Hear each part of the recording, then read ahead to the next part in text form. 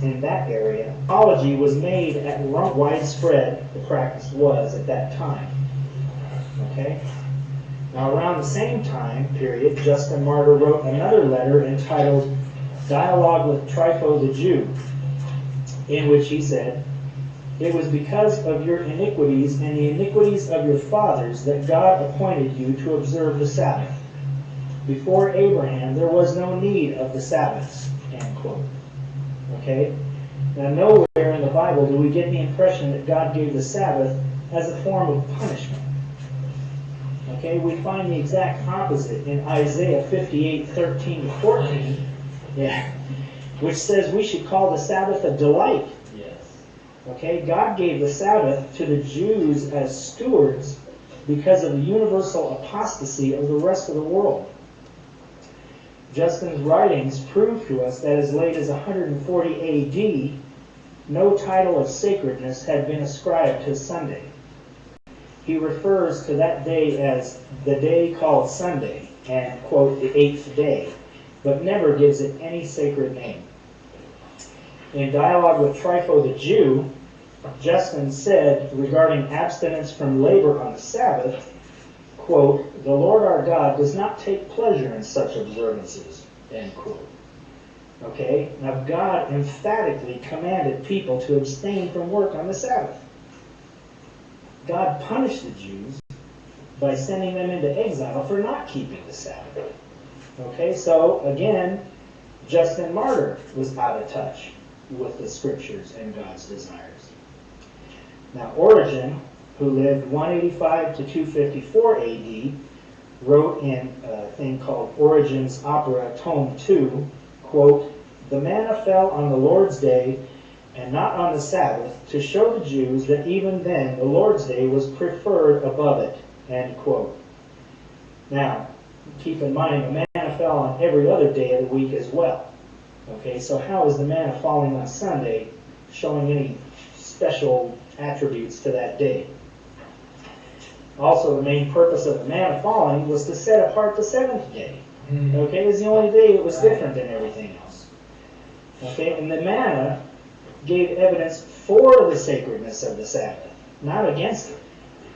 So we see Origen was out of touch with God's desires and with the Scriptures. Okay, and these are all people that church apologists like to use to back up their observance of Sunday worship.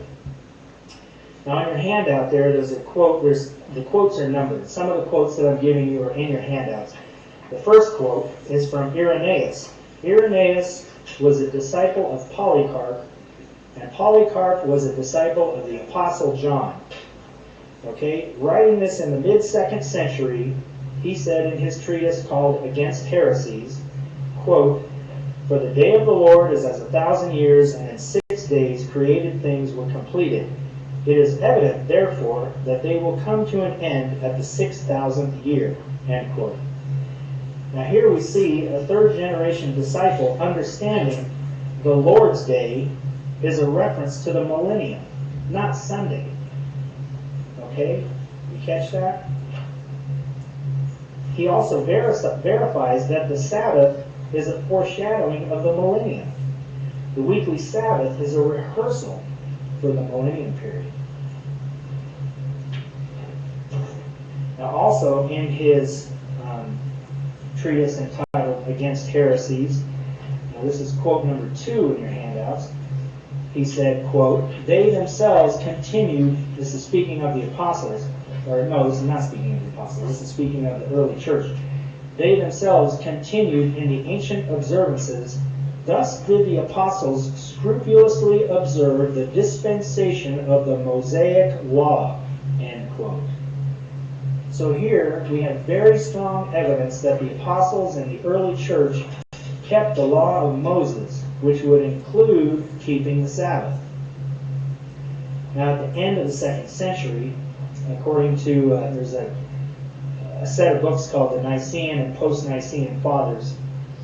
In volume 1 of that book it says, quote, "We find a resurrection celebration being held annually, but the churches in Asia Minor observed it based on Nisan 16, regardless of which day of the week that fell on.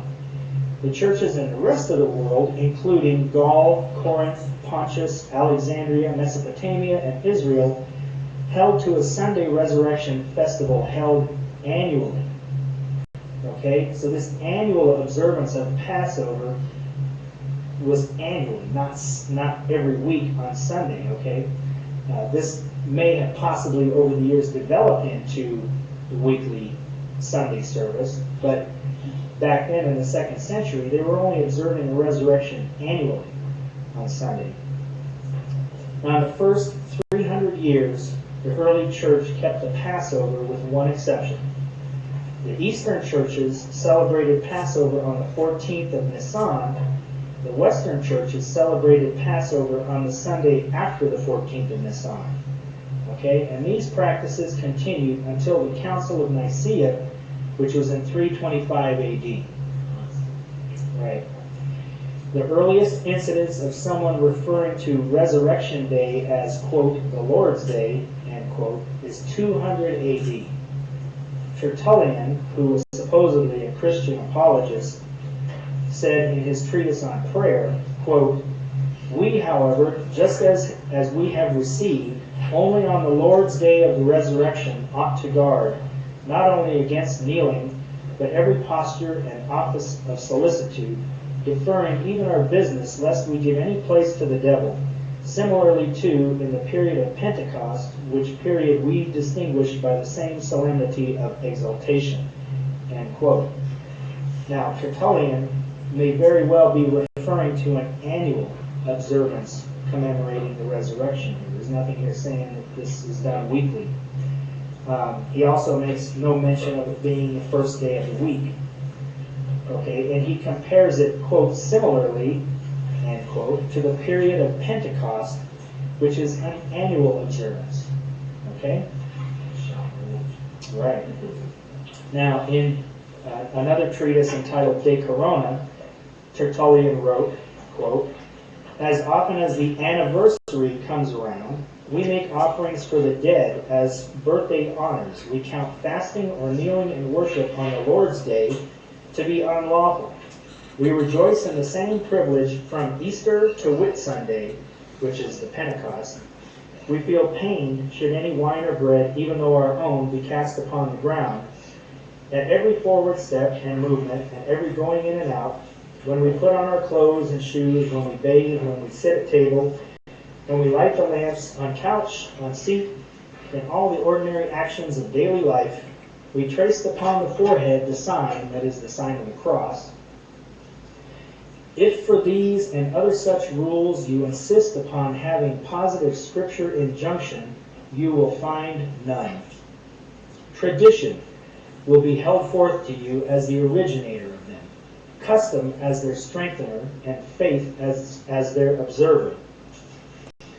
That reason will support tradition and custom and faith you will either yourself perceive or learn from someone who has. End quote. Now, here we have a man who believes in making offerings for the dead, who prohibits kneeling in worship, who makes reference to the Babylonian festival of Easter, who is constantly engaging in the superstitious act of making the sign of the cross on his forehead, and tells us that we should rely on tradition and human reason rather than Scripture. And he's considered to be a Christian apologist. Okay? Now, Tertullian did offer some positive support for keeping the Sabbath, whether he did it intentionally or not. In his apology against Marcion, he said of Yeshua, he was called the Lord of the Sabbath because he maintained the Sabbath as his own institution, end quote. And in the same treatise he said, quote, Christ did not at all rescind the Sabbath, he kept the law thereof, end quote. So here we have positive affirmation that Christ kept the Sabbath. He never did away with it. Okay? And we learn from Eusebius in his ecclesiastical history of the church that the Passover was being celebrated by early believers, and they got it from the apostles. Eusebius tells us that the churches of Asia Minor received the observance of Passover from Polycarp